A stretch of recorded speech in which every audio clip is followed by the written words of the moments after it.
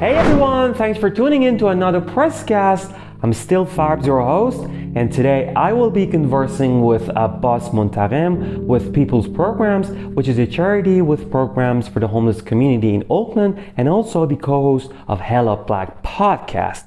We will be talking about decolonization, about black empowerment, and much more. But before we start the conversation, don't forget to click the subscribe button and like button.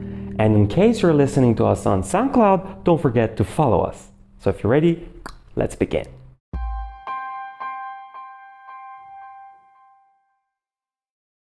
Abbas, welcome to the show. Oh, thank you. Appreciate you having me. Oh, that's a great honor to have you here with us, Abbas. So listen, I'm going to ask you the question that has been bugging my mind ever since that we decided to talk to one another, and that's Abbas. How come your name is Abbas? Shoot, so I took Shahada maybe 55, 60 days ago. And one of my mentors is named Amir. And before I took Shahada, he sent me information about the Battle of Karbala and told me to look and do some research on Abbas. At the moment, I didn't know why he was asking me to do that, right? So I started doing my research, studying, doing my reading. And then, I take Shahada. And, I had family in the family, witness. I had Amir, who's been one of my mentors, witnessed it as well. And, people were suggesting, all right, what should I change my name to, right? So I got, a few different suggestions. And then, Amir was like, oh, I think you should take Abbas because of the history and some of the work that you do with people's programs, right? We feed the community here in Oakland, a lot of the houseless community that is Black, African, right? Poor folks living on the streets, right? Um, Subjected by this, white supremacist violence of capitalism of America, right? And so I read, the story of Abbas's courage, especially up against tyranny, no matter who it may be, right? Up against oppression and being courageous to go get that water, you know what I'm saying, for his family, for his nieces, for his nephews, for his people, and ultimately making the ultimate sacrifice and being martyred. So hearing his story and his courage, his valor in the face of oppression, in the face of being outnumbered, uh, it is an honor to take that name, and it's something I hope to live up to. Right, it's something that every time I say my name, it got meaning, it Mm-hmm. got deep significance. So inshallah, I could live up to my name, and it reminds me of who I aspire to be every single day. How wonderful, man. So, just walk with me on this. So, um, were you a Muslim before? Um, and then I mean, tell me about your transformation before the name Abbas. I mean, were you a religious person before that? How did this happen? The whole journey of finally becoming Abbas. Yeah, it's been a spiritual journey, that's for sure. I grew up going to a Catholic church. I went to a Baptist school, and then I kind of learned, some of the history behind the Catholic Church and how they enslaved Africans, how they were a part of the genocide of the indigenous people here in California. And I'm like, I can't, I can't get behind that. You know what I mean? Uh, so I was like, all right. Then I was in the like Rastafari, Bob Marley, growing up listening to reggae, um, and then after a little bit, I was like, I learned a little more about that. I'm like, that doesn't make sense to me. uh, then I was kind of atheist, I guess you could say, for a second. Like I believed in the creator, but I was like, I don't know. But definitely doing this work for liberation, for Black liberation in America, and this land called America. This is a stolen land that we is on. Uh, I was forced to really like dive deep within myself and really study and really try and figure out the spiritual aspect. And different trials and tribulations in my life. And then I felt like I was in a darker place in my life, and I began to study Islam again. Growing up, especially as a Black man in America, Malcolm is a lot of our entry point to Islam. Um, and then I just began studying Islam again. Um, I'm a nerd. I like to study. I like to read. I like to make sense of history, and for me, it made the most sense. And something just told me, I started watching different videos, lectures, um, and then I just had this film. I got to do Ramadan, so I did my first Ramadan, and then shortly after I took Shahada. So just it's been a transformation, but ultimately my commitment to justice, my commitment to fighting against tyranny or oppression wherever I might find it, uh, and the oneness of Allah. How has been? It's Uh, I'm sorry to jump in, but how has been the reactions? I mean, your relatives, your parents, your siblings. How did they react to your new transformation, your new name? shoot. Some people said they saw it coming, um, but nah, a lot of love from my family, my comrades, people I work with. It's been a lot of love.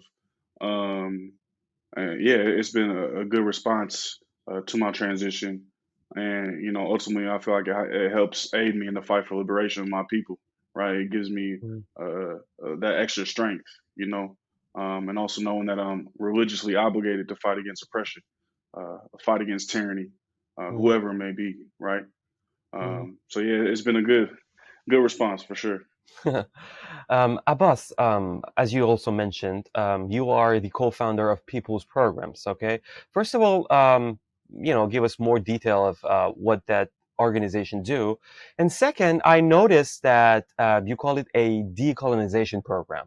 So I just want you to specify what do you mean by decolonization program? Yeah, definitely. So People's Programs is a Black New African organization, a socialist organization, where we have different decolonization programs where we believe in the liberation of all African people through scientific socialism, right?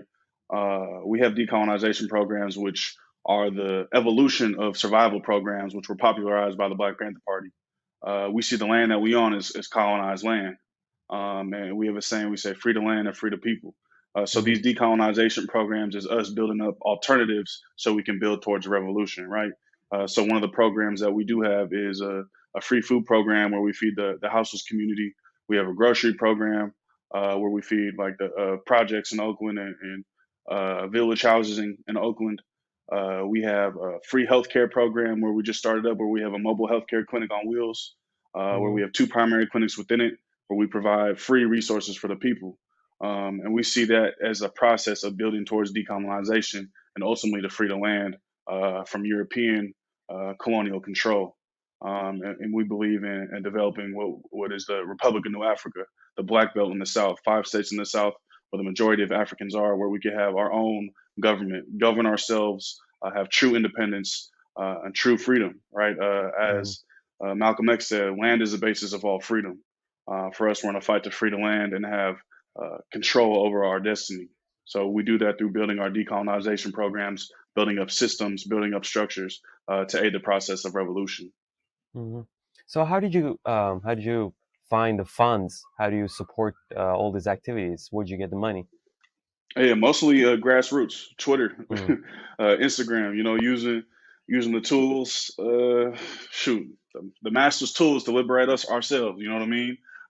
So taking photos of what we're doing, spreading the work of what we're doing, and then just asking for funds. You know what I'm saying? And that's the power within the people, right? When we show the people exactly what we are doing, mm, uh, the people are going to support it because they see it as supporting the people, as supporting the mm, community as a whole, the Black community as a whole. mm. So that we've been entirely grassroots funded thus far, and hopefully we can start establishing some cooperatives and whatnot to get some more funds going. But we funded by the people, for the people, by the people, the real way. Hmm. Is your podcast from audience? Abbas co-hosts a podcast called Hell of Black Podcast. You gotta check it out. Um, Honestly, I couldn't because I had to, just subscribe to Patreon. I couldn't. It's not possible here, but I definitely asked Abbas to send me a couple of episodes. But I suggest that you go and download some of the episode, help the cause, and listen to what Abbas has to say about all these things. But Abbas, you tell us about this Hell of Black podcast. Is this in line with your other what is this People's programs, people's programs, and yeah, is this a definitely. way to find to fund your other services? Explain, please. Yeah, definitely. So, me and my brother Delency, we co-founded People's Programs as well as Hell Black Podcast. we were, we created the podcast first, and we was talking about Black liberation, theorizing, but then we felt like we was a contradiction ourselves, right? If we can't just talk about it, we got to do the work to go liberate ourselves, right? So through Hello Black Podcasts arose People's Programs, which is our decolonization programs where we're out in the field organizing. And Hello Black Podcast is that media vessel for us where we get off our revolutionary propaganda, right? We got to educate the minds of the masses so we can fight for our freedom, right? And truly realize what it means for us to be free, truly realize what it means for us to have new African independence. So, Hell Black Podcast, we talking about the Black struggle in America, the new African struggle in America, and how we could be free, how we could be anti-imperialist, how we build solidarity, how we build internationalism. So we talk about everything from police brutality to internationalism, and yeah, so on and so forth. It's political education. Got to feed your mind. You feel me? You got to free your mind so your ass can follow. That's what we say, right? All right, man. All the best for you guys. Best luck. But here's a question I got for you: is that what is the ideal outcome of all your struggles? I mean, what do you want to happen? What is practical to happen? Because I don't see a future where the United States is broken up into pieces because of all these different things that happened in the past. But there should be a way forward so that all these minorities, all those people who have been oppressed, find their voices and then finally rise up. But what is your vision? How do you see future, the plausible future, I'd say? Yeah, I would say, and Abbas Muntaqim in his book "We Are Our Own Liberators," he identifies three solutions essentially for the Black struggle here in America to fight against racism. One solution is integrating into the so-called American nation, which we know that will not get us anything. We know Barack Obama was a war criminal, terrorized our community, terrorized people throughout the world. We have Kamala Harris right now as vice president, right, who was locking people up here in Oakland, California, locking people up in San Francisco, was by Border Patrol smiling. And if you haven't seen, of Haitians being whipped, right, by Border Patrol, right? We have a Black woman vice president, right? So we know that integration isn't plausible. The second thing would be will we fight for a socialist United States? I don't think any form of a socialist United States, a multicultural, multiracial, we won't have freedom. We won't have freedom, right? It will just be some settler colonial socialism, right? So the third option, which is what I'm for, right, is the new African independence movement, statehood and sovereignty. I think people don't see the United States breaking up, and I think it's kind of an abstract thing for a lot of folks, but I don't think people saw the Soviet Union balkanizing, right? So I think if we unite and if we build mass cadres, our organization is to build what we call Frolanon, is the Front for the Liberation of the New African Nation, right? And through that process of building fronts throughout the United States, building strong cadres throughout the so-called United States, and we organize from the mind frame that we are our own liberators, and we have decolonization programs where we show people that we can govern ourselves, right? And we heighten the contradictions of that class struggle that we experience, and we show that we can govern ourselves. We will fight for national liberation, and I think national liberation will come through the Republic of New Africa. I don't believe in integration, and as Malcolm did, I believe in separation, where we have full independence, full sovereignty, full nationhood, and we can begin to develop solidarity and allyship across the world. And I believe the world is waiting for us as new Africans, as Black people, to revolt, to have a revolution in this country, so that we can end imperialism.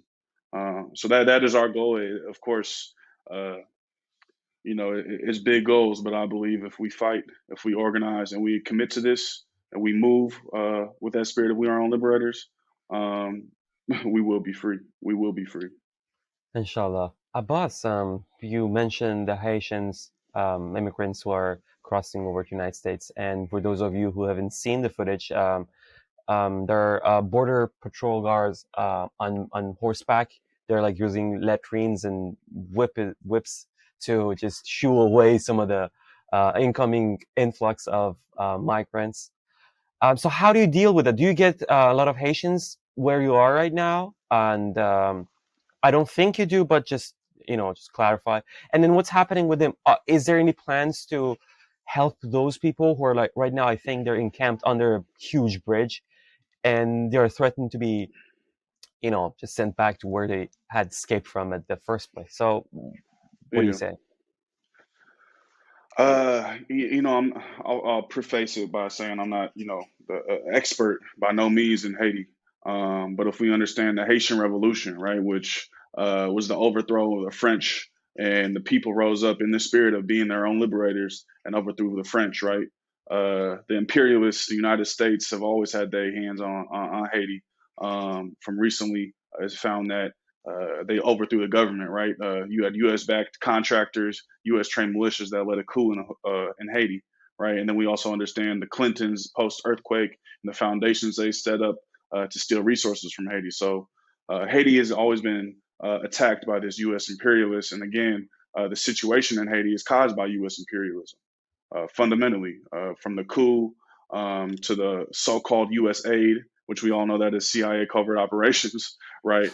Um, which is causing this problem of Haitian migrants, right? Migrating to the U.S. Because of destabilization in their homeland because of U.S. imperialism. So, what a contradiction it is for the U.S. again to be seen as this quote unquote good place by some, right? Um, and again, it's putting Haitians into refugee like camp situations, which we know that the African struggle here in America has always been a refugee like struggle. We've been Mm, a landless people forced to be migrating, whether it was my family story in Louisiana, having to flee Louisiana because of white supremacist terrorism and migrate all the way to Oakland in California. Right? It's been a constant refugee like situation. Even these camps that we serve right here in Oakland, California, they're refugee like camps, filled with Africans, black folks, new Africans, right? Living in poverty, living on the streets. So those camps that you see on TV is what Oakland looks like. Very similar, right? Not as massive as the one you see in Texas, but it's the same type of structure, right? So that's why we say building these decolonization programs are important, because when we have strong revolutionary organizations, we can begin to show our people that again we are our own liberators and take care of ourselves for ourselves, right? We can begin to send decolonization support and material aid to our people, and we know the government won't do that. They've shown us time and time again. So again, that's why it's so important to build these decolonization programs where we work to free the land from European American control. Abbas, when I was reading about this Haitian situation, I realized that they are being deported under a U.S. policy, which singles out mostly Haitian asylum seekers and other people from Central um, America who are disproportionately Black, Indigenous, and Latino. So, how does it speak to you? I mean, this kind of rules that exist in the United States. Uh, th- this is it just shows the complete tyranny of this government. The complete what they have done is genocidal, nothing short of genocidal, uh, and that's why it's important for us to build internationally, right? The struggle, it's a global struggle against neocolonialism, right? Look at how Mhm. many military bases there are on the continent with Africom, right? So we need to expel Africom from the continent, right? We need to expel these U.S. embassies who come in saying, "Oh, it's about aid." When it ain't ever about aid, it's about neocolonialism, right? It's about control. Mhm. So to properly address it, again, is why we need an international solution, and that comes through Pan Africanism, right? What is the unity and the unification of all African peoples under Mhm. scientific socialism in the spirit of Kwame Nkrumah and the spirit of Malcolm X, right? And the Mhm. spirit of Patrice Lumumba. Um, so that's how we begin to address these situations, and we only do that through building revolutionary organizations, through revolutionary nationalism, and for all our people to rise up in masses, and realize again that we are our own liberators, and none but ourselves can free ourselves, right? So I think Mhm. that that's fundamental. It's fundamental, Mhm. and again, that's why we see ourselves as a part of an international movement and building towards that, right, through Pan Africanism. Mhm. So, one thing that I remember right now, that is you using K instead of C while referring to America in your written um, you know, articles. So what is that for? Why do you use that? I mean, I just want to know. It's a political statement, right? Most of my writings, I won't capitalize America because I don't recognize America. America is a legal settler colony. It's an occupation force, right? The police that live in our communities, or the pigs, as we call them, the pigs in our communities are occupational forces, right? With militarized weapons, all these advanced women's weapons meant to terrorize our people. So I spell America with three Ks, Ku Klux Klan, right? The white supremacists, right? Because that's what these corporations that can control this country. They took the hood off. And as Malcolm said, these police officers, the KKK, they took their hood off and put on the blue uniform, right? Mhm. They took the hood off and run corporations like Amazon, where they exploit black, brown, and indigenous people. So that's why I spell with three Ks, and it's a political statement. I You don't know, recognize this country. the thing is, we have to give it to the United States and their propaganda machine and their media because, believe me or I was not, just saying people. sometimes you got to credit the devil. They have a Exactly. I mean, strong ex- mass propaganda machine, and you got to always be exactly. working to decolonize that in your mind. So, seriously, folks from around here, this part of the world. So when Obama came to power, we thought, wow, that's a great change. And then we didn't realize that he was not accepted by by the real African American community until too late when he was gone. So seriously, I mean, we always look at him and say, "Wow, he's eloquent. He's defending the Africans' right." But when he left, and we look back at his legacy, we just realized, "Wow, what did this guy did?" And so maybe part of the problem is that we cannot hear the real stories coming out of the United States. Every now and then, we just see some black guy getting beaten by some police, and that's it. There is a couple of protests, and that's all we hear from the United States. And the rest are movies from the Hollywood, the series on Netflix. So everything is being glorified, but the reality is something else. So could you help us and me, my audience, to get a sense of what is life like for an average African American, living their normal life? What kind of discriminations do they face? What kind of problems do they run into on a daily basis? Yeah, you speak about Obama because it's funny because he duped a lot of us too, and I always say that Obama was one of the best chess moves for white supremacy, right? It put a black face on imperialism, a black face on colonization, and because of that mass propaganda, that mass cultural propaganda, we've seen them with the rappers like Jay-Z, right? We've seen them with the basketball players like LeBron James. So we automatically assume that he was for us, but realistically, if we look what he was doing, he was dropping bombs in Africa, dropping bombs throughout all the Middle East, right? Mhm. Uh, so Obama was not our friend. We call him Obamer. He dropped more bombs than George Bush, right? But Yeah. that again, that's part of the neo-colonial machine of America, right? They wanted to integrate us into the system so that we oppress our own people, right? Mhm. Um, so I mean, if you look at the black position in America, we is killed at the highest rates. We is under genocide. That's the best way to describe it. Our population hasn't increased much. We've been enslaved, and that enslavement manifested in through quote unquote reform Mhm. to the prisons, right? So you have Angola plantation turn into Angola penitentiary, right? Where we know that black folks is the most incarcerated, and then they're forced to work. We are forced to work for free labor, right? Making $2 to $3 a day, right? So that same system of slavery transformed into the prison system, right? Where there's more black folks under correctional control today than there was enslaved, right? Wow. So thinking about how many of our people were taken away into these cages, right? Uh, how many people uh, in the most productive years of their life, from 18 to 25 to 30 years old, have lost their life to this prison system, right? That affects Mhm. the population's ability to reproduce. And we Mhm. have to also talk about forced sterilizations, right? That happen inside of prisons. But we've been killed. This is an active, ongoing genocide against our people day in and day out, whether it's police brutality, whether it's the schools, the segregated schools. Jim Crow never left America. It was just rebranded, right? Mm-hmm. Schools are still segregated. We're living out on the streets. Our access to healthcare is the worst, right?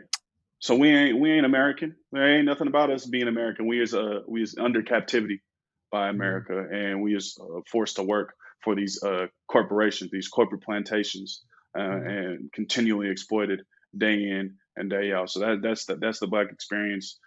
Living in America is a state of constant exploitation, constant oppression, and that's why there's a group called In the Spirit of Mandela that is actually charging genocide. Um, Against the United States at the United Nations, having UN observers come to charge genocide against the extrajudicial killings, the police killings, and six other positions of genocide. Right, a lot of people don't realize that we have political prisoners here, right, from the Black Panther Party, political Wow. prisoners who've been locked up 45 to 50 years due to taking place. In the Black Liberation Movement, the Black Power movement, right, who are part of the Black Panther Party, right? So, uh, my own family, Jalil Muntaqim, he was one of the longest held political prisoners in the United States. He's been out for maybe 10 months now, right? Wow. Sundiata Okolie, he's still locked up in prison today. He was comrades with Assata Shakur. For those who don't know, Assata Shakur, she escaped from a men's prison and fled to Cuba, right? Wow. Fled to Cuba and has been living in Cuba in exile ever since. So those Africans, right, Black folks who decide to fight, right, decide to resist with revolutionary action, have been convicted, falsely convicted through the illegal COINTELPRO, which was a CIA, FBI operation under J. Edgar Hoover, right? So all these things, right, the police killings, the hyper incarceration, the incarceration of our people who fought back, public health, environmental racism, all contribute to the genocide, the ongoing genocide of African peoples, right, Mm-hmm. as well as brown and indigenous peoples too. Wow. So, you brought up Jay-Z and LeBron, and I was thinking that, um, first of um, all the major athletes and, most watchable sports are Africans in America, and they're really great at it. But one thing that I've noticed that whenever they get somewhere high, I mean, they always talk about giving back to their community. This speaks to me that most of these African Americans have come from very difficult lives. And no matter where they are, whether they're NBA players, whether they are academics, unless not politicians, they always talk about their hardship growing up. And it's very strange. I mean, when you look at the status of the United States as, what they call them, one of the leading countries in the world, and then you don't Right. really expect the people to be living like that. I mean, it's Well, yeah. Well, when we study the history of the formation of this so-called nation, all of the money that Europeans had was off of slavery, right? This our bodies was the first currency, right? Mhm. Enslaved Africans was the first currency, right? We talk about the New York Stock Exchange. That's where Africans was being traded, right? All the forced labor that was done on these plantations from tobacco, right? That literally created America's economy, its capitalist economy, to Mhm. where all the wealth in this nation, goes back to slavery, right? And then we can trace all the banks, Wells Fargo, Chase, right? Those banks own slaves as Mhm. collateral, own Mhm. enslaved Africans, right? So the foundation of this economy is slavery, right? And it's only reformed itself in many different ways, right? Whether it's incarceration, plantation, right, and being forced. You could get a job in a prison, but you can't get a job when you get out. It's economic segregation, right? That's slave labor, right? Um, Even when we think about sports, right, where you see football, college basketball, and college basketball, that's a multi-billion-dollar industry, right? Who was shooting the hoops? Us. Who was making the tackles on the football field? Us. Damn. Who was getting paid? The white coaches, the European institutions that were founded during, post-slavery and during slavery, right? So this economy runs off the exploitation of African peoples and runs off the genocide of indigenous people, right? Mhm. So that when we study the economic history of this country, it shows exactly what is going on, which is slavery. That's what it is. It's slavery, and it's reformed. It's continued to reform, to reform, to reform, and become stronger. Right. Mm. That was wonderful listening to you, and I really hope that we can get you here at least one more time to talk to us. I wish you all the best with all your activities, people's programs, Hello Black podcasts, and whatever you do. And this is Appreciate the it. part, thank you, man. This is the part that we usually end the show. So I would love you to end it for us. So let us know if there is anything I have missed asking you or your ending comments. We hear it. Let's go. No, I just thank you for having me. Again, if there's one thing I want to take away, or people from the show to take away, is that we is building a movement here, a movement to free the land, a movement to free the people, and to fight against imperialism here. So I'm in solidarity with y'all, and we want to free the people and free the land, and the terrorist practices of the United States.